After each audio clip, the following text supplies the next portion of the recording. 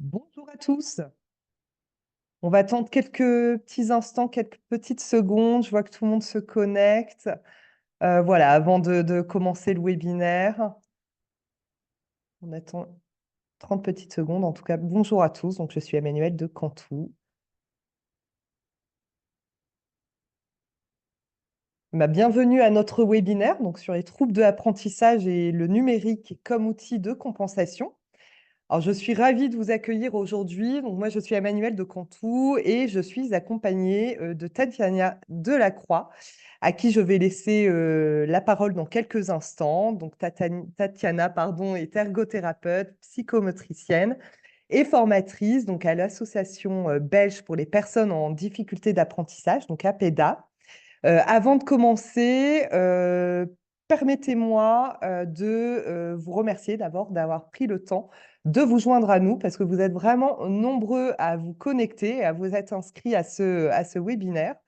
Alors, Tatiana interviendra dans un premier temps sur le sujet des troubles de l'apprentissage et je terminerai par une présentation rapide de notre solution Cantouscribe, donc logiciel destiné aux élèves à besoins éducatifs particuliers. L'objectif est aussi de démontrer que le numérique offre un potentiel immense pour compenser les troubles de l'apprentissage et en fournissant des outils et des ressources adaptées, il permet une personnalisation de l'enseignement, offrant aux apprenants vraiment des méthodes d'apprentissage variées et flexibles. N'hésitez pas entre deux, si vous avez des questions pendant l'intervention, de poser toutes vos questions. Vous avez le Q&A en bas de votre écran et on terminera par voilà, les échanges questions-réponses en fin de webinaire. Et donc, sans plus tarder, on va se plonger dans le sujet du jour. Permettez-moi de passer la parole à Tatiana. Je te laisse te présenter, Tatiana, et je vais couper mon micro. Merci beaucoup, Emmanuel. Voilà, bonjour à tous. Donc, moi, je vais vous présenter aujourd'hui les différents troubles 10 ou troubles d'apprentissage. Euh, mais avant ça, voilà, je vais vous présenter tout d'abord l'APEDA. Qui sommes-nous? Donc, nous sommes, comme Emmanuel l'a très bien dit, l'association belge pour les enfants en difficulté d'apprentissage et nous avons trois grandes missions qui sont l'information et la sensibilisation du public aux différents troubles d'apprentissage. Nous avons aussi différentes publications. On a également un site internet avec des fiches outils et toutes sortes d'informations utiles. Nous accompagnons aussi les personnes 10 ainsi que leurs parents via des conseils, de l'aide. Nous avons une permanence téléphonique et nous formons également l'entourage, donc c'est-à-dire aussi bien les enseignants que les thérapeutes, que les parents. Donc, on a aussi des formations à destination des parents. Donc, moi, je me présente. Je suis Tatiana Delacroix, je suis ergothérapeute et psychomotricienne. Je travaille principalement en libéral avec des enfants et des ados souffrant de troubles d'apprentissage et principalement tout ce qui est dyspraxie et TDAH. Mais j'ai également quelques hauts potentiels et des autistes. Je m'occupe aussi d'adultes présentant les mêmes troubles. Je suis donc formatrice à la PEDA. J'ai encore 2 périodes de psychomotricienne dans le maternel, dans l'enseignement. Et j'ai eu une expérience de 10 ans en tant qu'ergothérapeute en intégration. Donc, en fait, l'intégration, ça veut dire que c'est un accompagnement pour les personnes, pour les enfants qui présentent des difficultés scolaires. Au niveau français, vous avez aussi des personnes attachées à ce genre de mission. Et je ne sais plus, je sais que c'est un acronyme, mais je ne sais plus ce que c'est. Mais voilà, c'est dans ce cadre-là. Et alors, je travaille également en tant que chercheuse à l'UCL.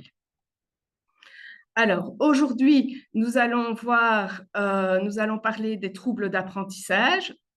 Qu'est-ce que c'est? Quels sont-ils? Nous allons aussi parler des aménagements raisonnables ou des dispositifs pour les enfants à besoins éducatifs particuliers. Et qu'est-ce que ça veut dire dans raisonnable? Qu'est-ce que ça implique? et nous verrons quelques aménagements de dispositifs ainsi que comment l'outil numérique peut être considéré comme un de ces aménagements de ces dispositifs. Et je vous parlerai de Numabib après, qui est une bibliothèque numérique. Alors, attaquons le vif du sujet, que sont les troubles de l'apprentissage.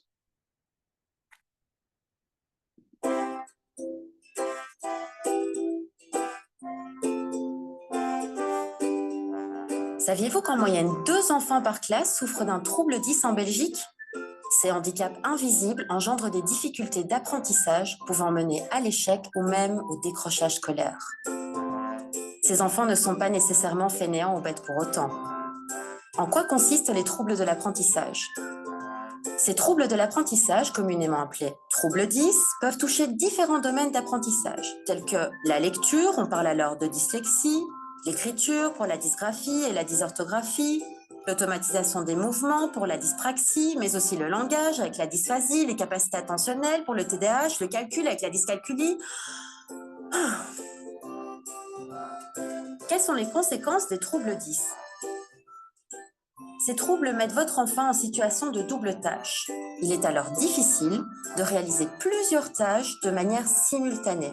Il lui sera par exemple laborieux d'écrire tout en restant attentif aux informations notées au tableau, en écoutant ce que le professeur dit, en le comprenant et en réalisant l'exercice demandé. Donc, voilà pour l'introduction. Donc, comment définir les troubles de l'apprentissage? Ils touchent plusieurs domaines. En lecture, on parle de dyslexie ou de troubles du langage écrit. En écriture, il y a la dysgraphie et la dysorthographie. En calcul, on parle de dyscalculie. En langage, on parle de dysphasie ou de troubles développementaux du langage. Tout ce qui perturbe l'attention, ce sont les troubles développementaux de l'attention, avec ou sans hyperactivité. Et alors, pour les troubles qui touchent l'automatisation des gestes, on parlera de dyspraxie ou TAC ou TDC. Donc le TAC, c'est trouble d'acquisition de la coordination ou trouble développemental de la coordination. Mais on va passer en revue ces différentes sections.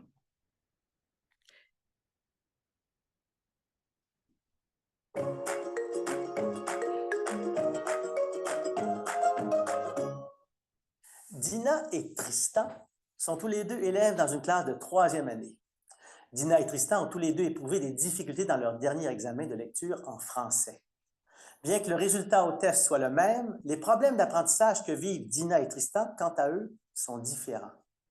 Dina a des difficultés d'apprentissage, alors que Tristan a un trouble d'apprentissage. Difficulté, trouble, ce n'est qu'un mot après tout. La différence est-elle si grande que cela? Eh bien, la réponse est oui. Une difficulté d'apprentissage doit être perçue d'un point de vue global.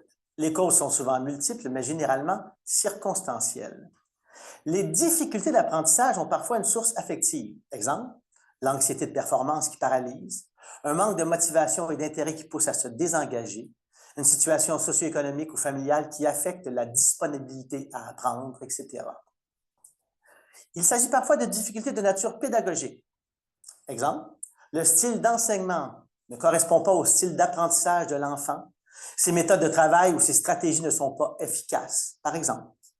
Ou encore, il peut s'agir de difficultés de nature cognitive. Exemple, l'enfant a des difficultés d'attention qui l'empêchent d'apprendre.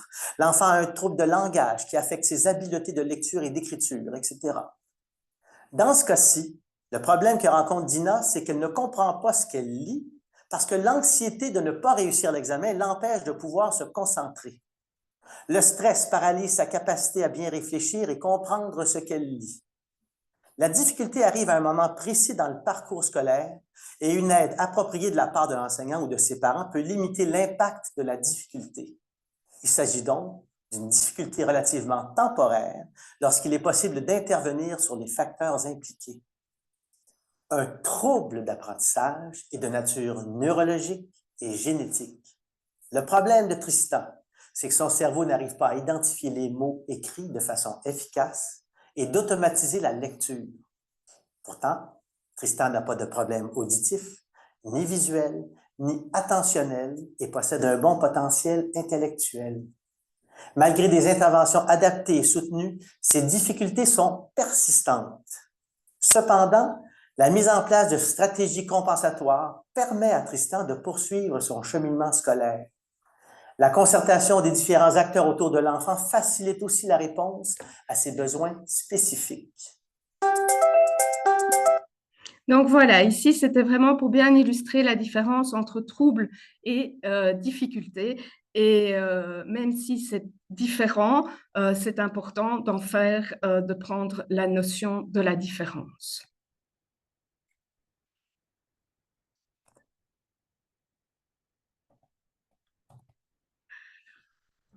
Est-ce que je n'arrive pas à passer à la suite?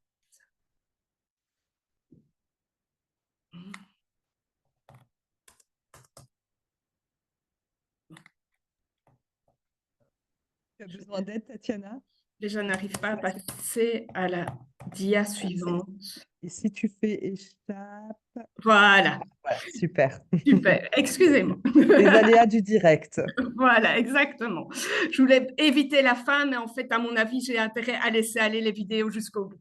Sinon, donc, les différences entre difficulté et un trouble, le trouble est d'origine neurologique, tandis que la difficulté, c'est plutôt affectif et pédagogique ou socio-économique. Donc, l'origine n'est pas du tout la même. Au niveau des troubles d'apprentissage, on remarque qu'il est marqué par un retard de l'apprentissage, en moyenne 2 ans. Tandis qu'une difficulté, c'est un ralentissement des apprentissages. Un trouble est persistant dans le temps, tandis que la difficulté va se marquer pendant un temps déterminé et normalement, elle va se résorber. Donc, le trouble est résistant à la remédiation ou à la rééducation. Le trouble d'apprentissage a un impact grave et durable sur les apprentissages et sur la scolarité, mais aussi sur l'ensemble de la vie de l'enfant. Tandis que les difficultés, ça peut aussi engendrer des échecs scolaires s'ils ne sont pas identifiés et traités à temps. Alors, nous allons analyser chaque trouble l'un par un. Donc, au niveau de la dysphasie, donc c'est le trouble du langage oral. Alors, je vais vous mettre un peu en situation. Vous allez vous dire, oh, il y a un problème avec la vidéo. Non, c'est normal. C'est pour vous rendre compte de ce que vit un dysphasique. Donc, c'est une mise en situation. Et donc, voilà, je lance la vidéo. Que je veux dire avant de commencer, c'est qu'il se fait des choses extraordinaires au niveau de l'éducation au Québec dans le système actuel. Il y a des gens qui sont passionnés, qui œuvrent auprès des enfants, qui font des choses fantastiques avec les moyens qu'ils ont et dans le système qu'il y a.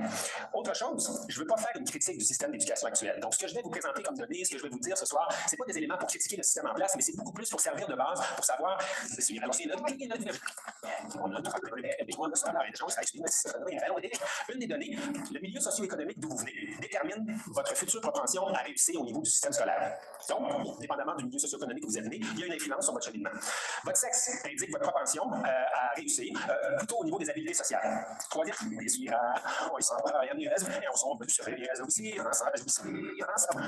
Troisième élément, l'éducation de vos parents. Si vos parents sont scolarisés, vous avez une meilleure chance de réussir. Ces 4 éléments-là, c'est des éléments appuyés par la recherche. Donc, c'est ce que les recherches nous disent par rapport à la réussite scolaire. Ce qui signifie que si vous êtes issu d'une famille à faible revenu, si vous êtes un garçon, désolé pour les garçons dans la salle, si vous avez un problème de santé, vous avez été victime de maltraitance, ou encore, si vous avez des parents peu instruits, il y a des bonnes chances que vous ne finissiez pas votre formation. Donc voilà, c'est pour illustrer en fait le dysphasique, il a des problèmes pour comprendre le message qu'il reçoit ou pour pouvoir formuler le message. Et donc, il capte le début d'une phrase et puis il va rester en attente, essayer d'interpréter ce qu'il a compris. Donc, il va louper toute une série d'informations. Donc, les signes observables d'une dysphasie, c'est du retard de développement au niveau langagier.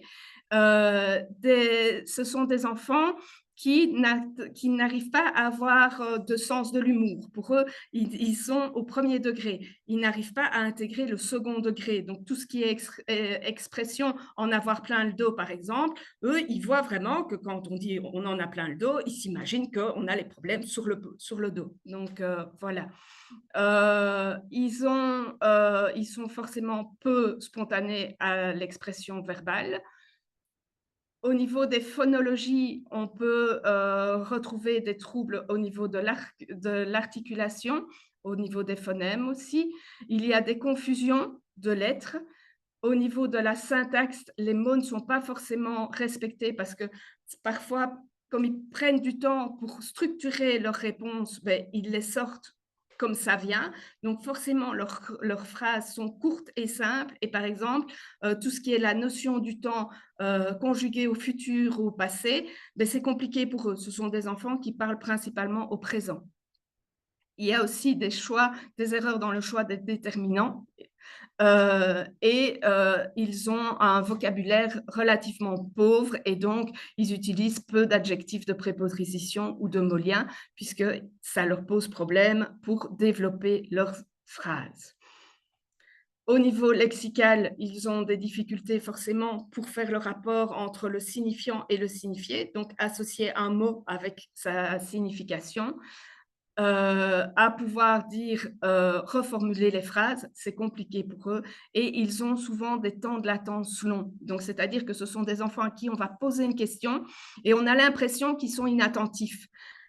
Mais en fait, ils ont besoin de ce temps pour pouvoir intégrer la question qui vient d'être posée et pour pouvoir formuler la réponse. Et donc, ils ne font pas rien et ce n'est pas de l'inattention, c'est juste parce qu'ils ont plus de temps. Et ça, c'est important d'en prendre conscience parce que c'est un trouble qui engendre énormément de frustration. De la même manière, pour ce genre de trouble, il vaut mieux ne pas demander « est-ce que tu as compris ?» parce que l'enfant, par réaction, va dire « oui, oui », mais parce que c'est plus simple. En fait, c'est mieux de lui demander ce qu'il a compris. Donc, voilà. Et forcément, dans le rythme, il est varié. Alors, on va attaquer la dyslexie et la dysorthographie, troubles un peu plus connus car voilà, on en parle depuis plus longtemps. Donc ici, c'est de nouveau une mise en situation et vous avez 30 secondes pour lire le texte.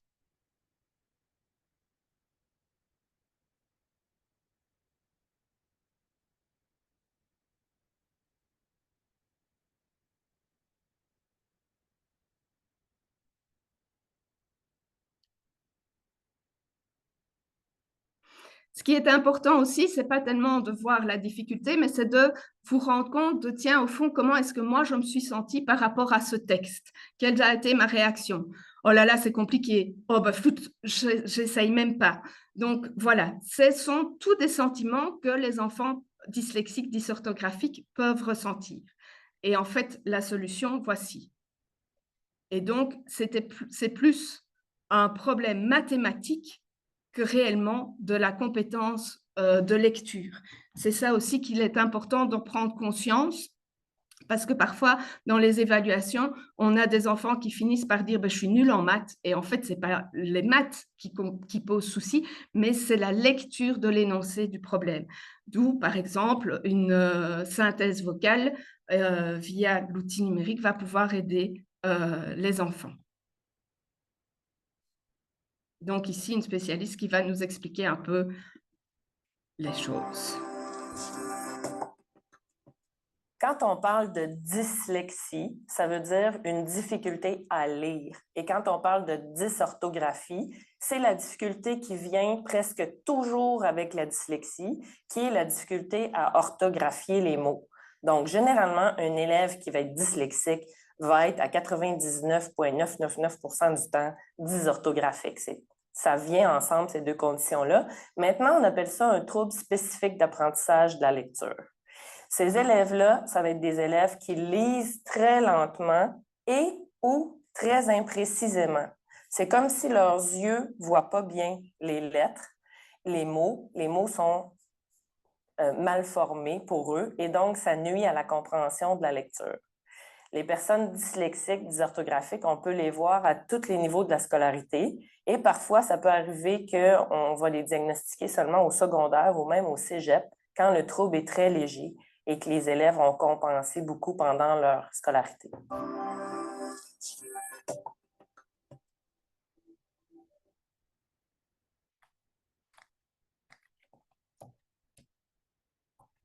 Ah, j'ai de nouveau le même problème. Je ne sais pas pourquoi. Voilà. Alors, les signes observables, donc ce sont les confusions de lettres ou de sons. Ce sont des lectures syllabées, donc en fait, ils lisent vraiment syllabe par syllabe, ils n'arrivent pas à associer et à fluidifier la lecture, et donc ça engendre de la lenteur. Ce sont aussi des enfants qui ont tendance à sauter de lignes, de passer d'une ligne à l'autre. Ce sont aussi, ils font également des erreurs courantes dans les mots courants. Il y a très peu d'automatisation des règles grammaticales, de la conjugaison également. Du coup, il y a aussi de la difficulté dans la compréhension des consignes. On l'a bien vu dans l'exemple que l'on vient d'illustrer. Et forcément, ce sont des enfants qui ont d'énormes difficultés pour apprendre les langues étrangères. Ensuite, c'est aussi les prises de notes qui posent souci parce que ça engendre de l'illisibilité, tant au niveau de l'écriture, parce qu'en fait, l'enfant se concentre tellement dans le bien écrire le mot qu'en fait, il néglige le geste graphique. Et du coup, ben, ça la rend illisible, ou bien en fait, il écrit tout comme il entend, de façon phonétique. Et donc, à la relecture, c'est compliqué. Et ce sont souvent des prises de notes lacunaires.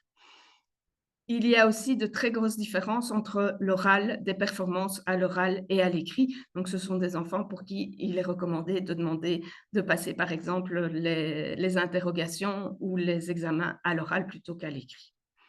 Nous allons attaquer la dyscalculie.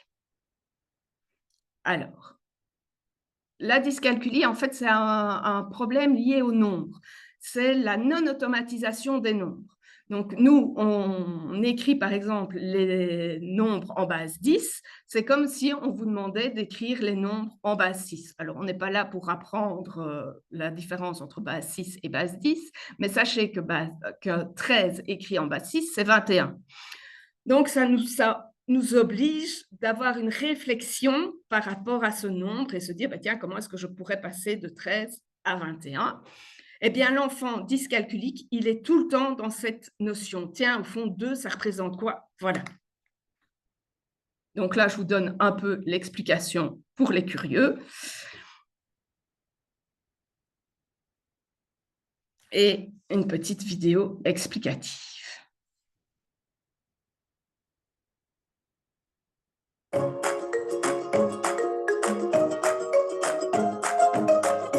Apprendre demeure difficile, voire souffrant pour certains enfants et adolescents qui présentent un trouble d'apprentissage.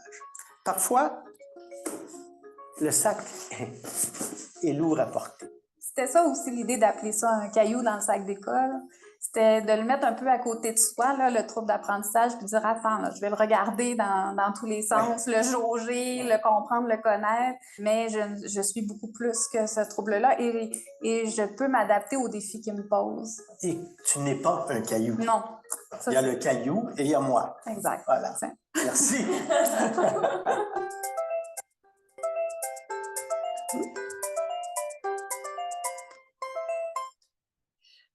Il y a eu un petit switch dans la vidéo, mais ce n'est pas grave. Donc, la dyscalculie, c'est vraiment cette notion du nombre qui n'arrive pas à être intégré. Et donc, on a des enfants, par exemple, le nombre 2, le nombre 2 de l'horloge, ou le nombre 2 sur le dé, ou le nombre 2 dans une fraction. Mais pour eux, ils ne comprennent pas les différentes notions qu'il y a, les différences qu'il y a, puisque au niveau du graphisme, ça reste le même. Ce sont aussi des enfants qui vont avoir des difficultés pour écrire les nombres, surtout les grands nombres.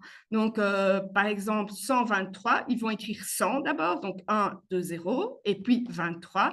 Ou bien chez vous, les Français, 70, ben, ils vont écrire 60 et puis 10.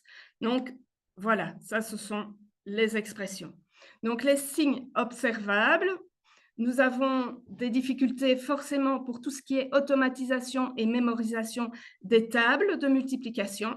De la même manière, la distinction entre le plus et le fois est compliquée parce que le sigle se ressemble assez fort. Il y a des difficultés pour le dénombrement. Il y a aussi, ce sont des enfants qui, lorsqu'on leur demande, tiens, au fond, il y a à peu près combien, c'est quelle quantité, ça n'a aucune notion pour eux, 1 kilo, ça n'a pas de référence. Donc forcément, voilà, des erreurs de lecture et d'écriture de nombres, avec un exemple. Ils ont aussi très difficile de comprendre la différence entre centaines, dizaines et unités. Des lenteurs forcément pour résoudre les calculs, mais également pour pouvoir commuter une donnée littéraire en données mathématiques. Arriver à comprendre, à pouvoir analyser un problème mathématique est vraiment difficile pour eux. Nous allons attaquer maintenant la dyspraxie, ou trouble de la coordination. Alors là, je vais vous demander d'essayer de... Oui. Il y a juste une question, savoir si ce support, le support que tu es en train de montrer, peut être récupéré quelque part. Alors, j'ai bien informé que le webinaire était enregistré, c'est-à-dire les personnes pourront sur cantou.fr récupérer le replay. Est-ce qu'il y a un moyen, est-ce que ce document est transmis? C'est un document interne. Non, il faudrait voir. Okay. Enfin, prenez contact avec la PEDA, ce sera plus simple. Ok, très bien. Donc, merci. vous aurez toutes les informations et, pour rentrer en contact avec la PEDA. Merci Donc, pour ton retour. pas de souci. Donc ici, je vous propose d'essayer, enfin, vous allez comprendre pourquoi, ça a l'air simple dans un premier temps, de reproduire, de redessiner la figure qui est sur l'écran.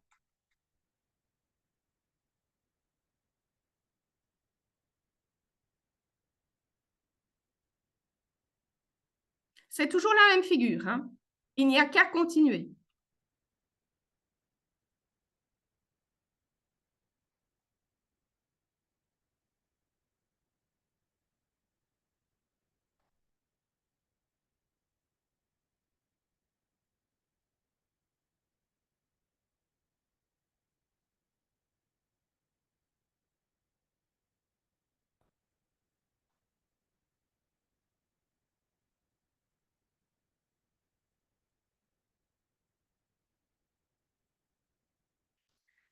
L'intérêt de cette mise en situation, ce n'est pas de réussir ce qui est proposé, c'est toujours de vous dire, mais tiens, au fond, dans quel état d'esprit est-ce que je suis par rapport à la tâche qui m'est demandée?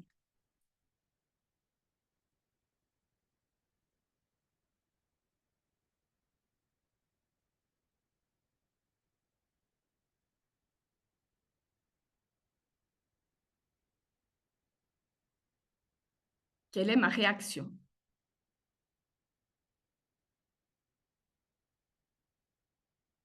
Donc, voilà.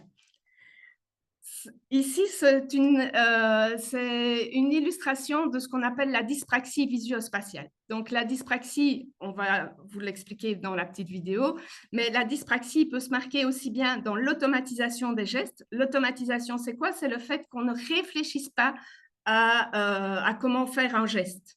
On le fait instinctivement. Et elle peut aussi se marquer au niveau visuospatial. La mise en situation que vous venez de vivre, c'était une dyspraxie visuospatiale, c'est-à-dire que l'enfant perd ses repères à chaque fois qu'il lève les yeux, par exemple. Donc, quand il est sur sa feuille, sur le banc, et puis qu'il lève les yeux pour regarder au tableau, puis qu'il revient sur sa feuille, eh bien, il doit refaire tout un ajustement de son orientation visuelle pour retrouver ses repères par rapport au tableau et par rapport à sa feuille. Aviez-vous déjà remarqué que certaines personnes sont maladroites à l'excès sans que vous ne sachiez vraiment pourquoi? Une réponse à votre question est peut-être la dyspraxie, ou encore TAC, ou bien TDC.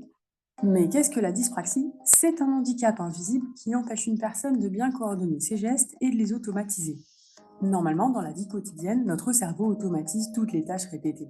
Mais chez les dyspraxiques, cette préprogrammation cérébrale, qui permet une gestion automatique de nos mouvements en fonction de nos repères spatiaux et temporels, ne fonctionne pas, ou difficilement. De ce fait, puisque rien ne devient automatique, la personne doit réinventer ses gestes à chaque fois. Se demander tous les jours comment tenir des ciseaux et couper avec alors que votre intelligence est normale, c'est énervant et très fatigant et épuisant. En plus, il existe différents types de dyspraxie, ce qui complique encore les choses. Donc, comment reconnaître une personne dyspraxique? En général, par la maladresse, la lenteur pour exécuter des tâches, la difficulté à se concentrer, l'oubli de ce qui a été demandé ou la succession des tâches à accomplir, l'écriture manuelle illisible, la lecture abandonnée au profit des bandes dessinées parce qu'elle exige des efforts trop importants. S'habiller, lasser ses souliers est souvent une épreuve, tout comme utiliser des couverts, un couteau, des ciseaux. Se brosser les dents et les cheveux est difficile à réaliser correctement. S'organiser, anticiper des tâches est complexe et entraîne des retards et la perte des affaires. Prendre les transports en commun, se repérer sur un plan, un GPS, calculer un itinéraire reste très compliqué. La dyspraxie peut souvent être détectée lorsque l'enfant entre à l'école, dans la production de dessins très pauvres, qualifiés d'immatures, dans la mauvaise utilisation de la règle, la tenue maladroite des crayons qui cassent ou tombent, même gommés et complexes. L'écriture est illisible ou disproportionnée et ne suit pas les lignes. Les jeux de construction et puzzles sont délaissés parce qu'ils demandent une dextérité manuelle et une planification des tâches quasi impossible. Saviez-vous déjà? Alors, les signes observables au niveau de la motricité globale, ce sont des enfants qui vont très souvent chuter, qui vont se cogner, qui vont se blesser. Ce sont des enfants pour qui le cours de gymnastique est une véritable corvée. Ils sont maladroits. Alors, c'est un peu tous ceux où on disait « Oh, ils ont deux mains gauches ». Avant, on ne parlait pas vraiment des dyspraxiques, mais on entendait souvent l'expression « Oh, il a deux mains gauches ». La psychomotricité fine est également très perturbée. Donc, tout ce qui est découpage est imprécis et brouillon. Il n'arrive pas à suivre les lignes. Le dessin du même coup est aussi compliqué. Le coloriage est peu soigneux. C'est la même problématique de respecter les lignes et c'est ce balayage visuel aussi qui est l'origine de cette difficulté. Il manque aussi d'autonomie pour s'habiller, pour faire les lacets. Ce sont aussi des enfants ou pour qui l'utilisation de la latte, du compas ou de l'équerre est très compliquée. Ça demande une coordination importante.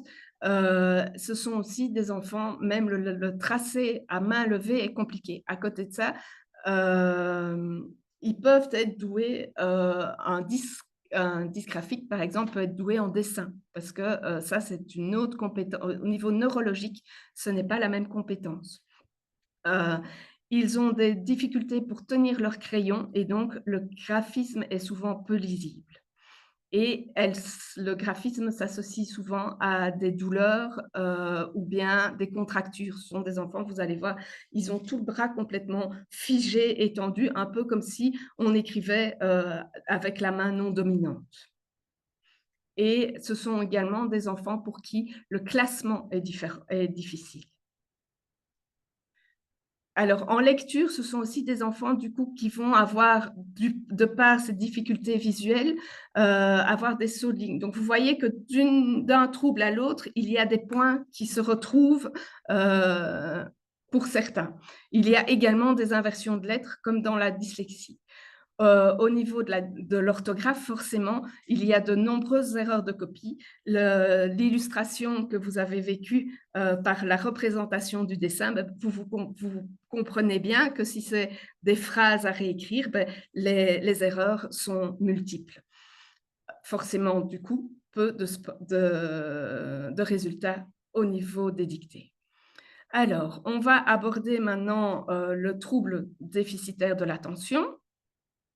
Alors, je vais vous proposer d'écouter l'extrait et de pouvoir répondre aux questions qui sont juste à côté. Donc, combien de frères et sœurs a Marie? Quel âge a la sœur de Marie? Quel sport pratique Marie? Dans quelle ville habite Marie? Depuis combien de temps vit-elle ici? Et quel est le sport préféré de Marie?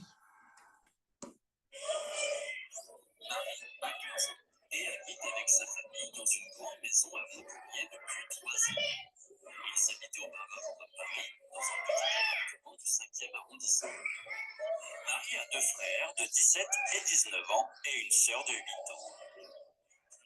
Elle est prête à devenir vétérinaire car elle aime beaucoup les animaux. Elle a déjà un chien depuis 6 ans et aimerait avoir un chat. À côté de l'école, Marie pratique la danse avec une amie à elle depuis un an, après avoir essayé le judo et pris quelques cours de natation.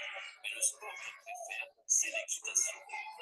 Marie monte à cheval depuis qu'elle a 7 ans et est passionnée par les chevaux. Donc voilà, pour un enfant qui présente un trouble de l'attention, en fait, il n'arrive pas à sélectionner et à cibler son attention sur ce qui est important.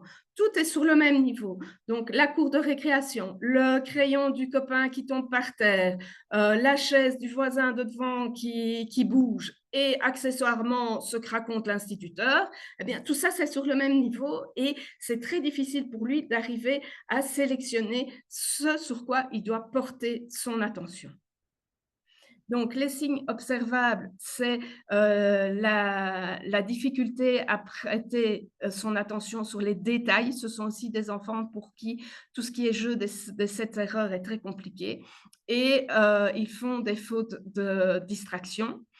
Alors, ils sont capables tout à fait de soutenir leur attention, mais c'est dans la durée que ça se marque, que c'est très difficile.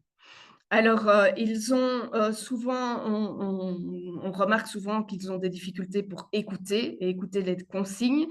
Et donc, en fait, forcément, ils ne respectent pas ces consignes parce que, ben voilà, tout se perd et se mélange dans un beau brouhaha. Ils ont du mal souvent aussi à s'organiser. Ils perdent et ils oublient leurs objets et ils sont souvent fort distraits par rapport aux stimuli extérieurs. Donc, par exemple, les mettre devant à côté d'une fenêtre est vraiment difficile pour eux.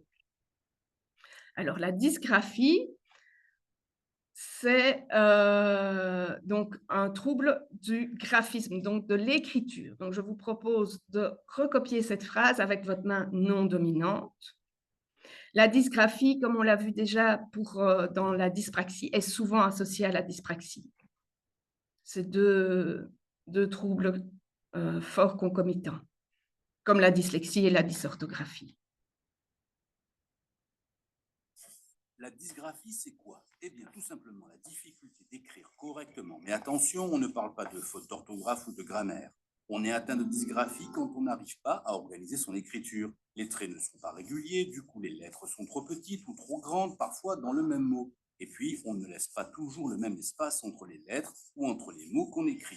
Bref, l'écriture d'un enfant dysgraphique est souvent illisible, un peu comme si un droitier écrivait de la main gauche. La dysgraphie concerne tout le monde, mais surtout les plus jeunes. Un enfant sur 10 rencontre ce problème, en majorité des garçons.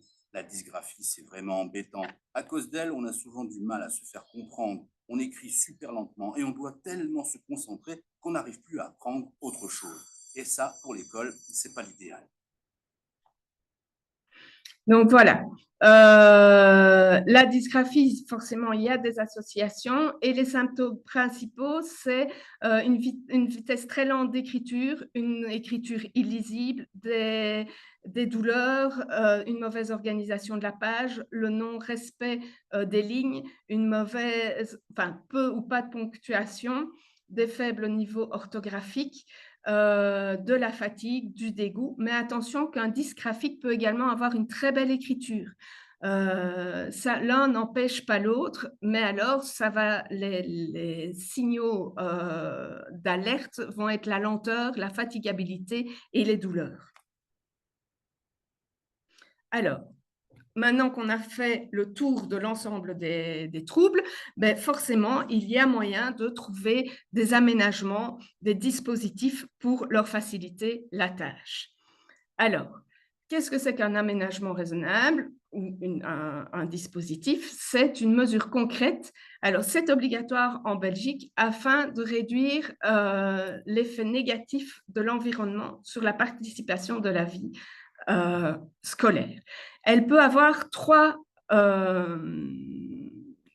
aspects. Soit cet aménagement peut être pédagogique, soit matériel, soit organisationnel.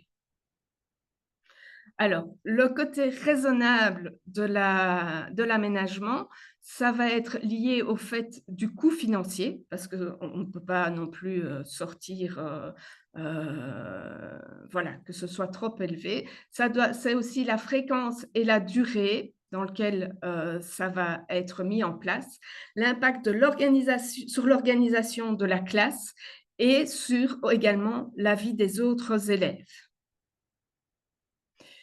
À quoi ça sert? En fait, on a parlé d'automatisation. Eh bien, les enfants qui présentent un trouble 10, ils n'automatisent pas les fonctions de bas niveau. Les bas niveaux, ça veut dire que ce sont des actions que l'on fait normalement sans réfléchir, qui sont liées à la lecture, à l'écriture, au fait de compter, de s'exprimer ou de réaliser un geste. Normalement, tout ça, ça se fait plus sans réfléchir. Lorsque un enfant souffre d'un 10, eh bien, il est tout le temps dans cette réflexion. Pour comprendre l'automatisation, c'est un peu comme apprendre à conduire. Maintenant que vous savez conduire, vous montez dans la voiture et vous n'y réfléchissez plus. Remettez-vous en arrière au moment où vous avez appris à conduire et où vous étiez avec vos pieds sur les pédales. Attention, je lève un peu d'un côté, j'appuie un peu de l'autre. Ah oui, et surtout le passager, tu tais parce que là, je suis concentrée. Eh bien voilà, l'enfant qui a un trouble 10 avec les actes de base, il est toujours comme nous, comme un apprenant, toujours à réfléchir quelle pédale, comment, etc. Donc forcément, il n'arrive pas aux compétences de haut niveau que sont tout ce qui est compréhension, abstraction, faire des liens, mémorisation, planification et mettre du sens. Alors, quel est le but des aménagements ou des dispositifs? C'est de permettre l'équité et non l'égalité, que chaque enfant puisse arriver à pouvoir se développer et à pouvoir évoluer dans ses apprentissages. Alors, dans ces aménagements raisonnables, d'abord, il y en a qui peuvent être pour tous, comme par exemple simplifier les consignes, les découper, penser à les présenter tant à l'oral qu'à l'écrit. Dans la présentation des documents également, c'est important de pouvoir se dire, tiens, et c'est pour tous, d'avoir plutôt une police Arial ou Verdana de taille 14, parce que c'est beaucoup plus lisible, éviter les recto-verso, ou au moins bien les organiser, avoir le texte de référence et les questions en vis-à-vis. C'est surtout ça qui pose problème. Ce qui pose problème aux enfants qui ont un trouble de l'attention, c'est de devoir retourner la feuille, avoir le texte d'un côté, on retourne la feuille pour répondre. C'est pas pratique. Numéroter les pages, éviter l'italique. C'est surtout pour les dyslexiques qui ont déjà du mal à reconnaître les mots. Mais si en plus on s'amuse à changer les lettres avec de l'italique, pour eux, c'est vraiment compliqué. Et forcément, les photocopies de bonne qualité. Au niveau des autorisations possibles, c'est l'ordinateur ou l'iPad, permettre des fiches méthodologiques ou de procédures pour que l'enfant ait la différente structure pour les différentes tâches, accorder du temps supplémentaire, bien que là, l'idéal ne serait pas d'accorder du temps supplémentaire, mais de réduire la quantité des exercices demandés, parce qu'en fait, le temps supplémentaire, en général, il est pris sur le temps de récréation. Or, c'est du temps dont ces enfants ont vraiment besoin et forcément utiliser des fluos pour mettre en couleur et des feuilles de brouillon pour qu'ils puissent envoyer leurs idées pour pouvoir après les structurer plus facilement. Il y a aussi toute une série d'aménagements physiques que l'on peut mettre en place, des crayons, des lattes avec des petites poignées, le casque anti-bruit, voilà. Et forcément, l'outil numérique est également un excellent dispositif. Pourquoi? Parce qu'en fait, il permet de réduire la double tâche, pour autant que le clavier soit acquis et automatisé. Donc ça, c'est vraiment important. Il permet de favoriser l'autonomie. Il renforce les sentiments de compétence, puisque l'enfant voit qu'il arrive à progresser. Il a un impact souvent positif sur la motivation et l'engagement. Il augmente la rapidité d'exécution. Attention pour tout ce qui est motivation et engagement, que l'outil numérique n'empêche pas de devoir étudier. Parce que ça, c'est vraiment aussi souvent ce qu'on a. Ah, chouette, je passe sous route numérique, donc ça va aller tout seul. L'étude, elle est toujours là, malgré tout. Donc ça reste la pierre d'achoppement. Mais ça simplifie.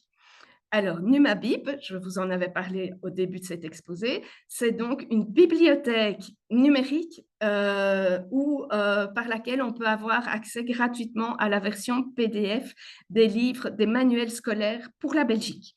Donc, tous les manuels scolaires, on les a numérisés. Alors, pour pouvoir avoir accès à ce PDF gratuitement, il faut prouver que l'on a acheté la version papier, parce que sinon, au niveau des maisons d'édition, forcément, ils ne seraient pas d'accord. Et il faut que l'enfant soit inscrit dans l'enseignement. Et vous avez toute la procédure sur notre site Internet. Alors maintenant, je vais repasser la parole à Emmanuel pour Can2Script. Merci en tout cas, Tatiana, pour cette présentation vraiment complète et c'était vraiment très intéressant. Merci beaucoup. Alors, avant de passer justement aux questions-réponses, on va vous passer une présentation rapide de notre logiciel, donc Can2Scribe, qui est un cartable numérique à disposition des élèves à besoins éducatifs particuliers.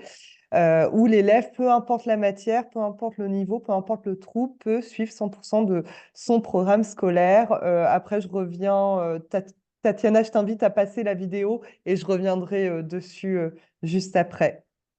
Parfait. Merci. Can2Scribe facilite l'apprentissage des savoirs fondamentaux. Pour faciliter la lecture, l'outil d'adaptation du texte permet de mieux identifier les mots et favorise l'apprentissage du français.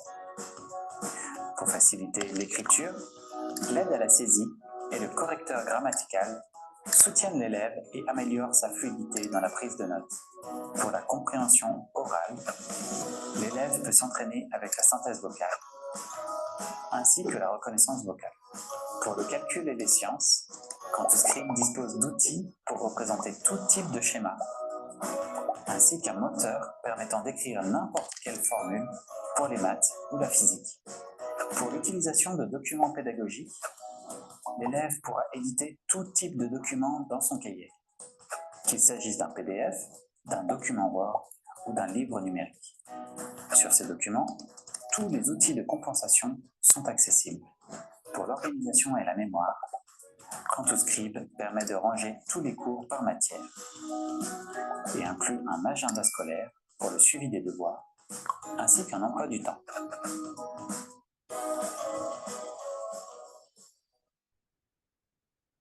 Merci beaucoup. Alors, je vérifie, j'ai bien mon son. Oui, super. Merci Tatiana. Donc, c'est vraiment une présentation rapide de l'outil. L'avantage de notre ressource, donc de l'avantage de Can2Scribe, c'est que peu importe le trouble de l'apprentissage, peu importe le niveau de l'élève, son âge, alors c'est quand même utilisable à partir de 7-8 ans. Alors, je pense qu'on peut revenir sur la présentation juste avant. Ouais, voilà. Je pense qu'on était sur. Merci, Tatiana. Donc, l'apprenant pourra suivre 100% de son programme scolaire. Donc, on y retrouve vraiment les outils de reconnaissance vocale pour aider les élèves dyslexiques à écrire, des programmes de synthèse vocale pour la lecture assistée, des outils dédiés aux matières pour la pratique des mathématiques, la création de schémas scientifiques, la modification de PDF. C'est vraiment le champ des possibles en termes de fonctionnalité. Donc, autant les outils de compensation mis à disposition et les outils dédiés aux matières. C'est un logiciel qui est utilisable en ligne et hors ligne sur toutes les machines. Alors, on propose une offre gratuite qui est déjà bien complète. Vous pouvez la retrouver sur cantou.fr, sur nos offres.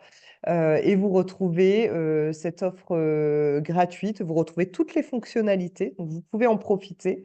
Après, on a des packs, le pack complet.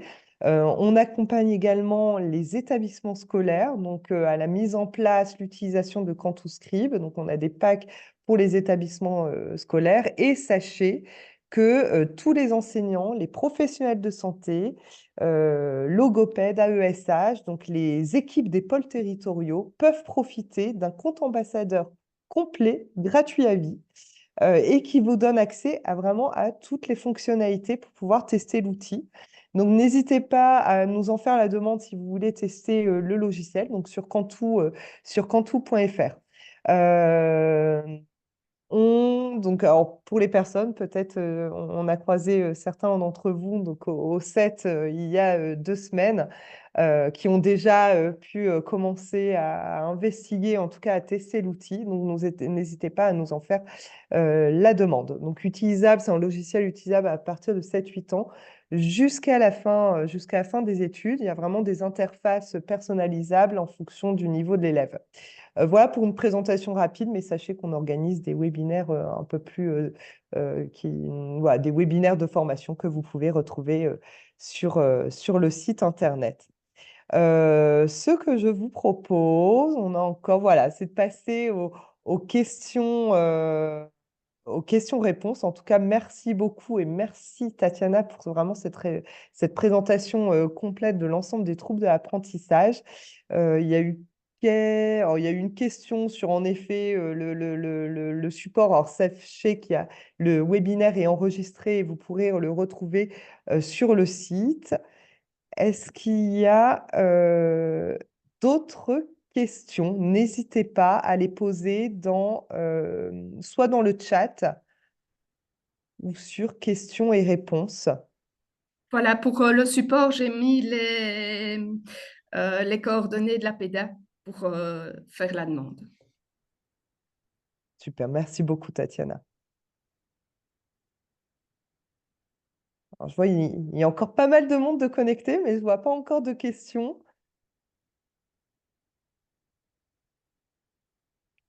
Je laisse un peu...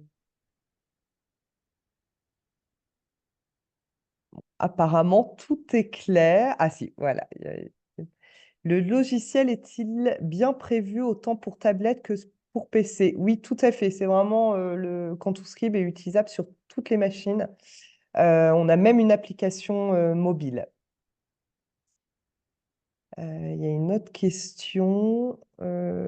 Cantuscribe permet-il d'extraire et imprimer les fichiers comme dans OneDrive?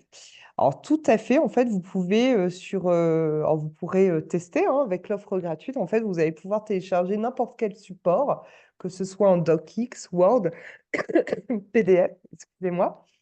Et vous pouvez, l'avantage, c'est vraiment de la modification de ces fichiers. Vous pouvez même extraire le texte, activer la reconnaissance vocale. Donc, c'est exactement le même principe. Et je vous invite à tester l'outil directement sur notre site. Y a-t-il une équivalence en France à Numabib? Alors, il y a, alors, si je peux me permettre de... Voilà, nous, il y a l'équivalent, en effet, c'est Bookin, l'association Bookin, donc qui permet de récupérer les manuels scolaires en France.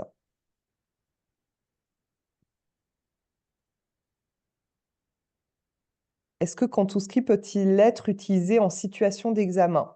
Alors, en France, on a en effet, nous, on fait partie du dispositif EduUp, donc c'est-à-dire un élève qui utilise tout au long de l'année Cantuscribe peut l'utiliser en mode examen et vous pourrez, c'est une fonctionnalité que vous allez pouvoir aussi tester. En fait, excusez-moi, vous avez la possibilité d'activer le mode examen qui permet de bloquer certaines fonctionnalités.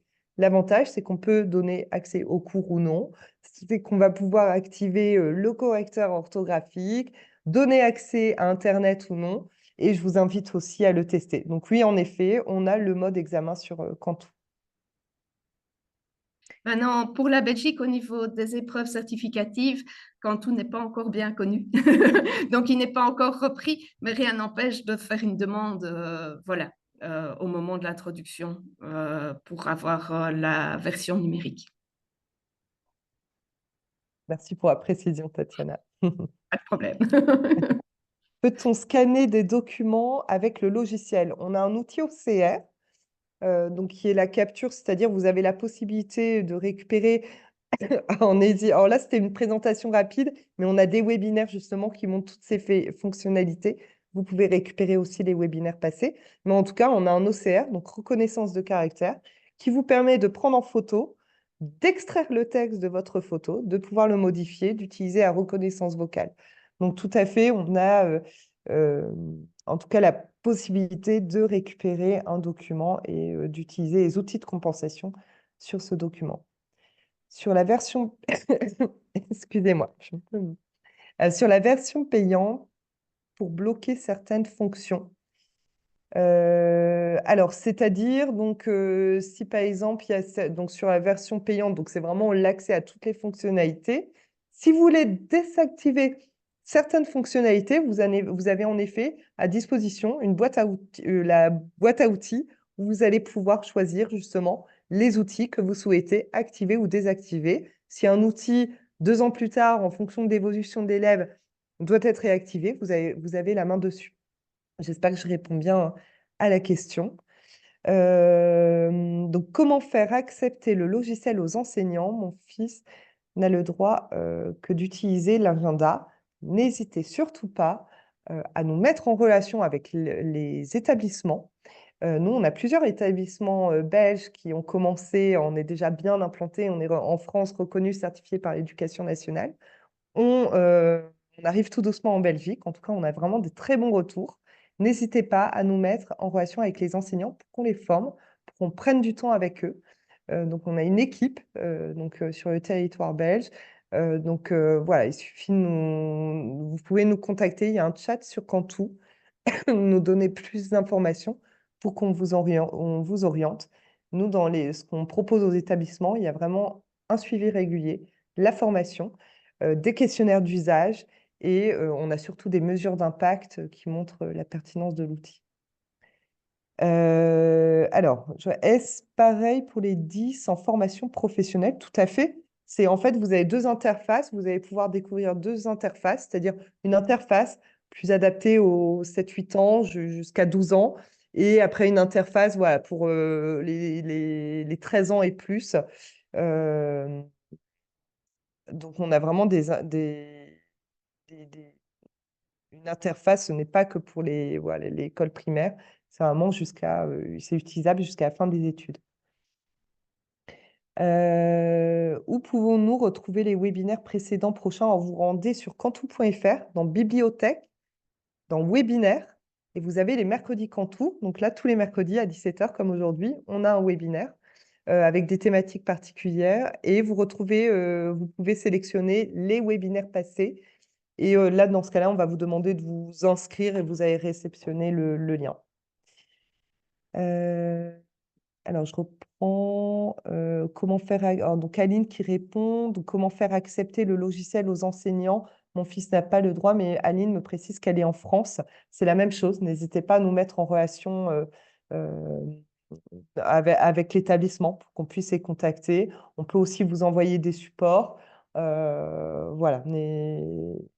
Et ça peut, nous, on a de très nombreux établissements en France qui utilisent quotidiennement. Donc, voilà, on peut faire, voilà, on peut activer quelques leviers de notre côté.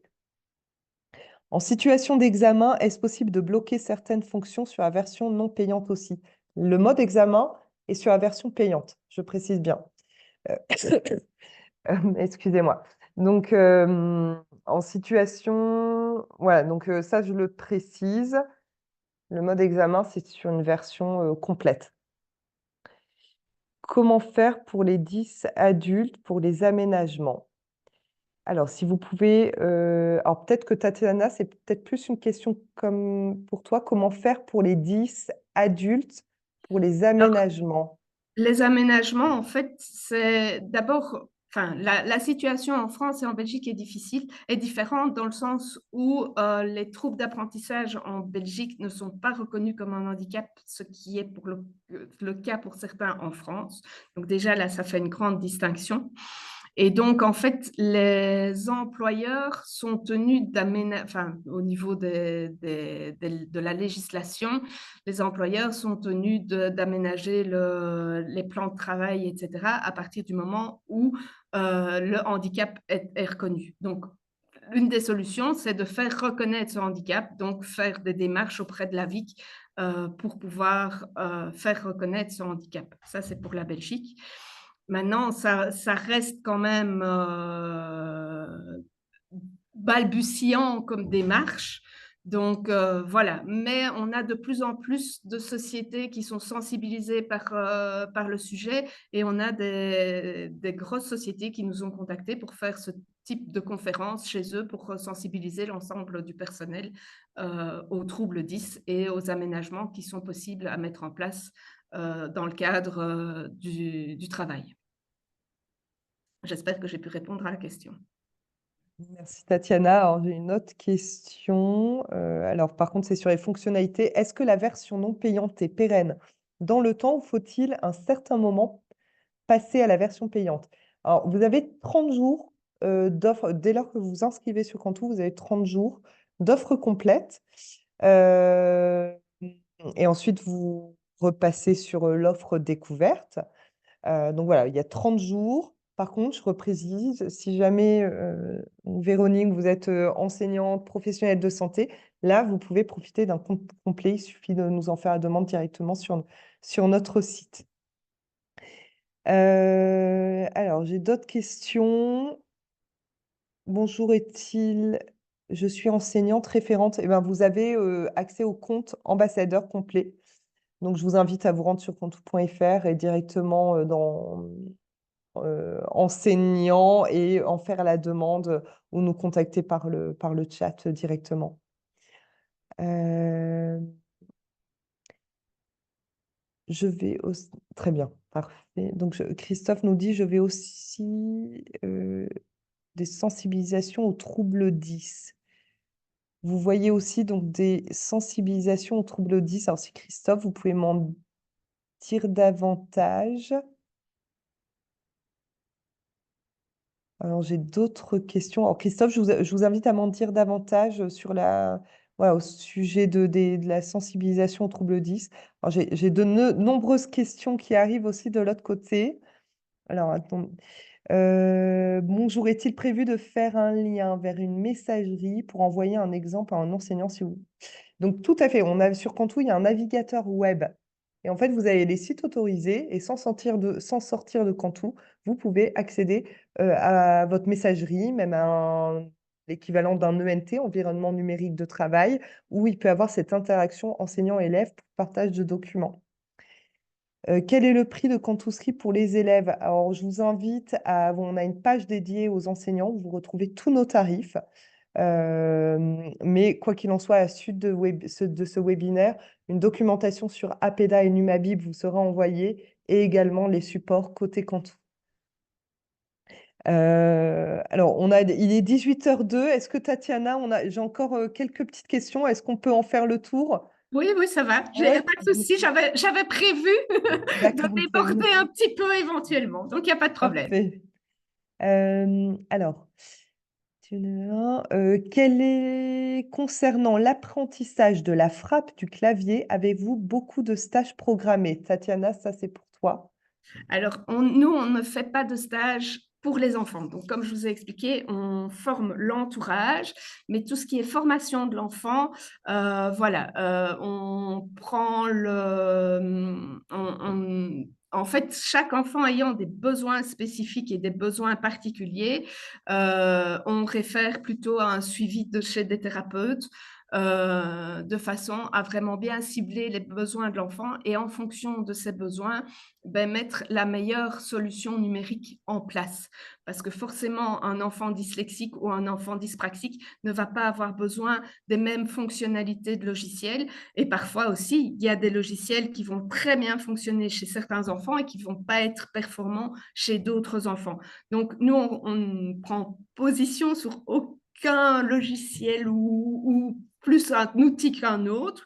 On est ouvert à toutes les propositions et à tout ce qui existe sur le marché parce que chaque alternative a ses avantages et ses inconvénients. Et donc, pour le choix de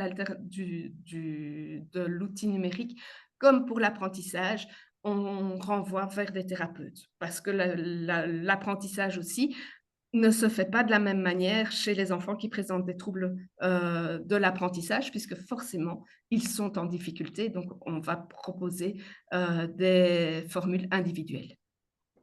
Merci pour les précisions, Tatiana. Alors, autre question, parce que hop, il y en a plusieurs.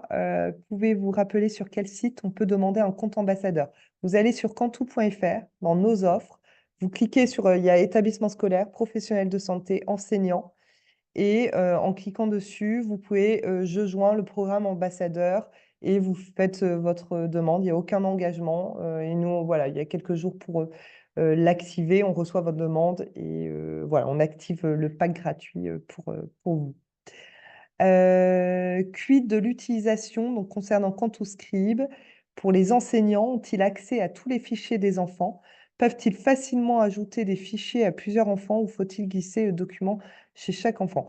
Donc, ils peuvent, au même titre qu'un enseignant récupère le cahier de l'élève pour le vérifier, c'est la même chose.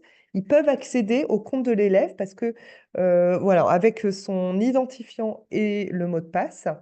Donc, de cette manière, ils peuvent soit vérifier, consulter, ajouter des fichiers. Par contre, pour le transfert de documents, l'élève, comme je le précisais, a accès à un navigateur web, c'est-à-dire peut récupérer s'il y a un environnement numérique de travail ou via une adresse mail le document, ou alors ça peut se faire par clé USB. Alors, je vois pas mal de questions, il est déjà 18h06, quoi qu'il en soit, sachez si vous devez vous déconnecter, parce que là, je vois les personnes aussi qui se déconnectent. On va faire un récapitulatif de tout, avec toutes les réponses. Donc voilà, j'essaie de répondre en tout cas un maximum de questions. Vous parlez de formation, ces formations sont-elles gratuites? Alors, les formations à l'usage de Cantu, tout à fait. Alors, côté particulier, on a ces webinaires qui sont accessibles à tous, comme aujourd'hui pour ce webinaire sur les troubles de l'apprentissage, et vous les retrouvez sur notre site. Par contre, un établissement qui souhaite être formé, ça fait partie du pack établissement.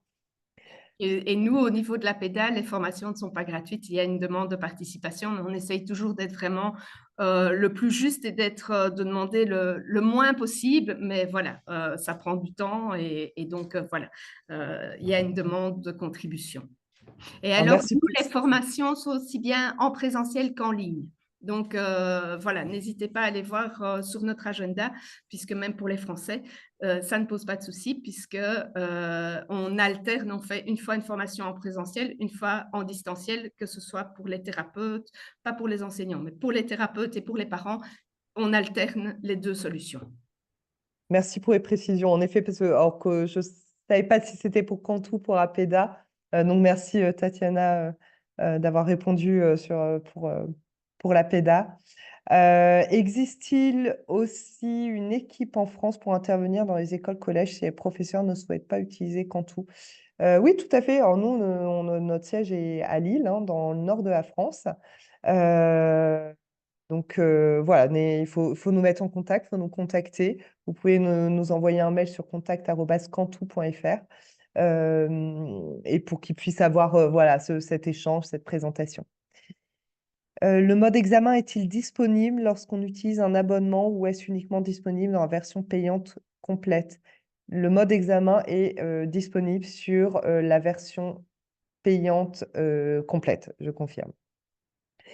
Bonjour, je suis dans un département TNE, donc ce sont les territoires numériques éducatifs en France, qui offre la solution. Est-ce la version complète à laquelle nous avons accès? Tout à fait. Petite parenthèse, les TNE, donc c'est un dispositif, un projet qui a été mis en place en France. Donc ce sont les territoires numériques éducatifs. Ça concerne aujourd'hui 12 départements en France et on a créé une plateforme avec deux autres solutions, Caligo pour l'apprentissage de l'écriture et Cabri Express, donc l'aide pour les mathématiques. Et on a créé la plateforme Inclusive Cardi et vous avez accès, côté Cantu, à la version complète. Alors, côté questions, eh ben, je pense que j'ai fait le tour. Hop, j'essaie de... Alors, La personne a pu clarifier ou pas? Il y avait une question. Il y avait une question, peut-être sur le chat. Oui, alors, en effet, c'était Christophe. Donc, je vois aussi des sensibilisations aux troubles 10. Donc, je suis conférencier et dyspraxie moi-même. Ah, ok. Alors, je pense que c'est plus côté APEDA sur la sensibilisation aux troubles 10. Ben Est-ce alors, que oui, donc c'est des choses qu'on fait, mais n'hésitez pas à nous contacter à info@apeda et on vous contactera et on vous répondra de façon plus précise. Mais c'est le genre de choses qu'on fait, même pour les entreprises aussi.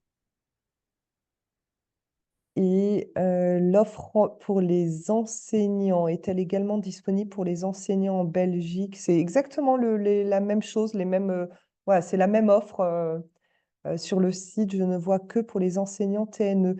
Alors, je vous invite à aller sur cantou.fr et vous avez tout en bas du site pour les acteurs de l'éducation et vous retrouvez tous les détails. Quoi qu'il en soit, vous recevrez l'ensemble des informations, comme je vous l'ai dit, autant côté APEDA, Numabib et Cantou. Le mode, sur le mode examen, j'y ai répondu, donc c'est la version complète, payante. Et je pense que j'ai fait le tour des questions. En tout cas, merci beaucoup parce que vous étiez vraiment nombreux. On revient vers vous avec, peut-être qu'en répondant aux questions, des personnes ont dû se déconnecter.